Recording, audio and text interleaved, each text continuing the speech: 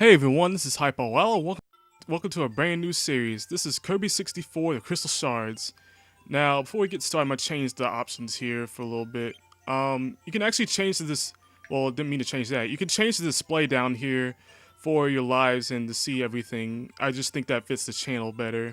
So anyway, let's get started. Yes, we already know the copy abilities.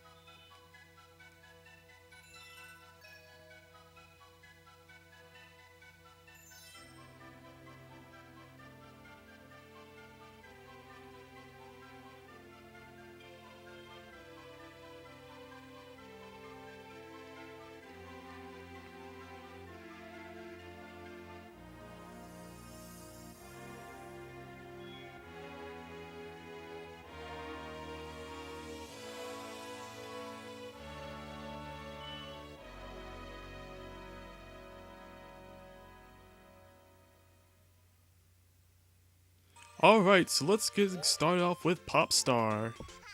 Now, for those of you who already know the game, this will be a 100% run as far as shards go.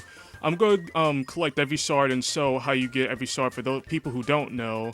But I have to say, hands down, this has to be my favorite Kirby game in the entire series. And here we have Needle. And another cool thing about this game that's different from, well, hold on. Another cool thing about the Kirby series, this game specifically, is that instead of just having one power-up, you can actually combine two of them together. And here we have the Needle and Cutter ability together, and you get pretty much this trap here that really only works from the side and above you as well. So one thing I really like about this game is that it has a ton of references to Kirby's Dream Land 3, and for those of you who haven't played Kirby's Dream Land 3 before, I'll be pointing out most of them. I mean, I'll go ahead and say it, this may as well be Kirby's Dream Land 4, and here we have our first shard. If you missed this, then I'm sorry, then you have to be either blind or really stupid. But also, when you combine two power-ups together, they become just one mega version of the standalone power-up. But I'm going to try and show every power-up there is to the best of my ability. There's about 7 standalone abilities and 49 different combos. And, well, there's really 50, but it's very special towards the end of the game. And those gray guys we defeated pretty much replace Wild D's in this game, and there's a good reason for that. So we have Sir Kibble here, as we've seen before. That's his name. I know mostly the standard Kirby enemies, like the flying enemy here is a Bronto Burt. There's even special things that some enemies will do whenever you start to handle him. For instance, this Bronto Burt, when you take him out, then he'll actually fly you somewhere, but we'll get rid of him. And this food will be here, it'll heal you. We passed the maximum tomato before we went in the cabin there. That will heal all of your health. And here we have a Poppy Bros Jr. And we have my favorite standalone power-up in the game, the Bomb ability. And so we'll keep the Bomb ability because we actually need it to get the next shard, which is right here. There'll actually be a lot of this in the game where you'll see a different colored area here, and you actually have to use the corresponding power-up to get it. So some of them are actually pretty tricky, and some of them can actually be pretty easy to get, and we will actually get a combo bomb here. This is probably my favorite combination here. Okay, I had to make sure we get it because my computer's starting to lag again. Ah, dang it, I wanted that. Oh well, we'll have to go at this alone then. And see, this is what I was talking about, where those gray guys will replace Wild D because Wild D is already in this game. But as you see, the dark matter here is about to kind of mess with him.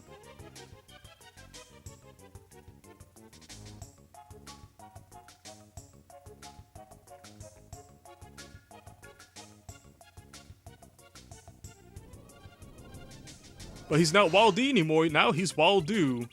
So as you know, Waldo will actually have his trademark beam ability, and he'll start to jump at us, and we have to eat these stars as in most standard Kirby boss fights. So let's just wait for him to... Okay, so he's just deciding to ram us again, and we'll just shoot another star at him. And he'll sit down for... I really wish I would have picked up that bomb ability. And I'm not doing too well. This is supposed to be a really easy boss battle, but I don't know what is going on right now. Okay, let's get another star. Shoot. Okay. I have no sympathy for you, Waldo. I'm trying to save you right now. I actually take back what I said before. Waldo actually doesn't have his beam ability. In fact, the beam ability isn't even in this game. I still can't believe I missed that bomb ability. I don't know what's going on. Okay, and there we go. And there's our third shard. Okay.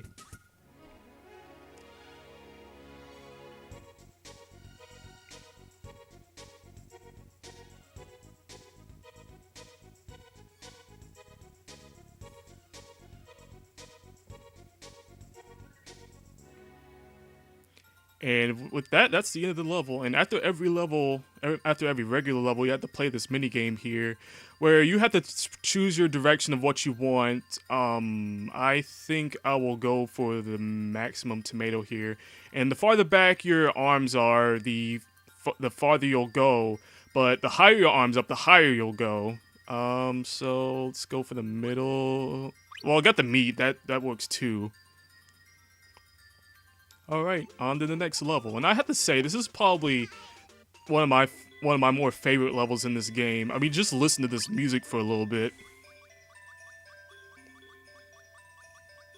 I mean, it's so serene. I just love it. I love a lot of forest levels, really. And I'll take the Poppy Brothers again. And well, actually, I'll shoot for the Sir Kibble here. Okay, there we go. Now, I said the double bomb is actually my favorite combo. This is actually hands down my favorite combo.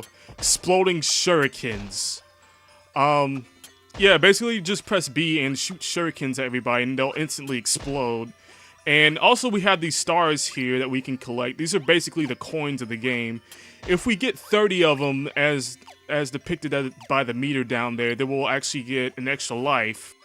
Now, as much as I enjoy the exploding shuriken combo, I'm going to get rid of this here in a little bit because I don't want to spam this power-up because that would get pretty boring after a while, and there are tons of other power-ups to show off.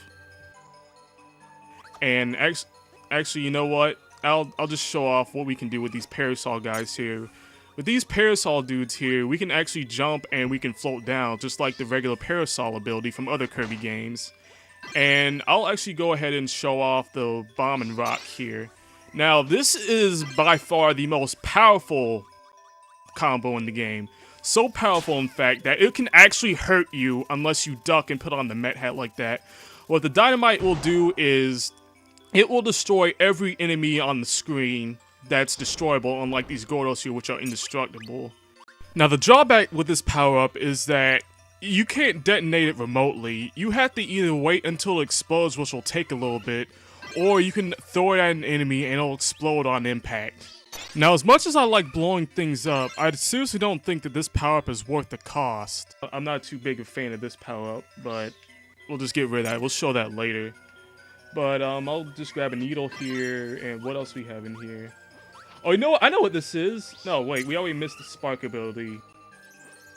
But there's an ice ability here, which is pretty cool. Ice, you can pretty much just spin around and freeze everybody. Oh, here we go. Now, this is probably the funnest combo to do. I'll just take the spark ability. Spark allows you to create a force field around you and spark everybody. We'll just take this chili up here and combine the spark with that. And I don't know if the spirals will come down here. Oh no, these are stars, never mind. So, what the ice and the electricity do together is you make this refrigerator ability, and you can actually heal yourself with some of these items here, like so. And so, Waldy will take us on this lift here, and the next shard is actually going to be not too far from here. He'll start spinning, he'll start rolling here on the lift here, and we can collect stars while we're here. And so, this is pretty much why I consider this pretty much a continuation of the Kirby's Dream Land series. Why I consider it Kirby's Dream Land 4, because in the other Kirby's Dream Land games, you'll have your partners help you out with things like this. Also, here's another thing that's different about this from the other Kirby games, is that Kirby will actually get tired from his trademark floating ability, and I'm gonna grab this cake over here while I still can. And these glunks here are normally water enemies, but they seem to be just hanging out on the ceiling there. And we'll just dive down here. I just skip that because I'm already full of health right now. And you're also invincible while you're still in the refrigerator ability. But here we'll have giant bouncy, and this is where we'll get our next shard from, is just defeating this thing. I know a few of the rather not traditional Kirby enemies because they actually some of them, like the bouncy, actually appeared in Canvas Curse, and that's where I know a bunch of these things from.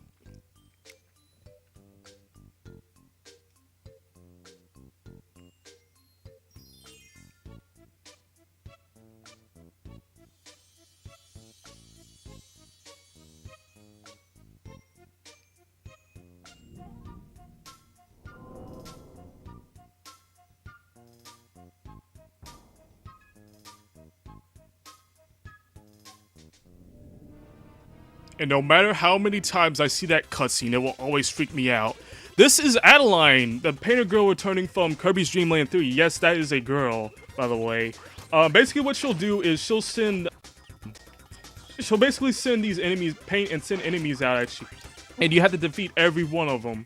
And so this is actually why I wanted to keep the refrigerator ability on me for a little bit, because there's actually something funny towards the end of this fight, and I'm not sure I want to know what that blurred out thing is.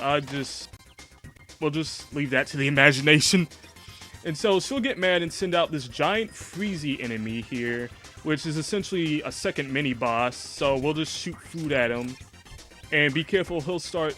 Oh, he can actually hurt you in the refrigerator ability. I believe mini bosses can actually hurt you if you're not careful, and we'll just wait for another enemy to come out. And this is another reference to Kirby's Dream Land 3. I forget what this enemy name is called, but it actually appears in Kirby's Dream Land 3, which, speaking of which, I might actually LP that sometime in the near future. And that's actually why I wanted to use the refrigerator ability just to one-shot her when she jumps off like that. So for those of you who don't know, that entire boss fight in and of itself was another reference to Kirby's Dream Land 3, because that is almost exactly how it went. And yes, Adeline was just as weak as she was then as she is now.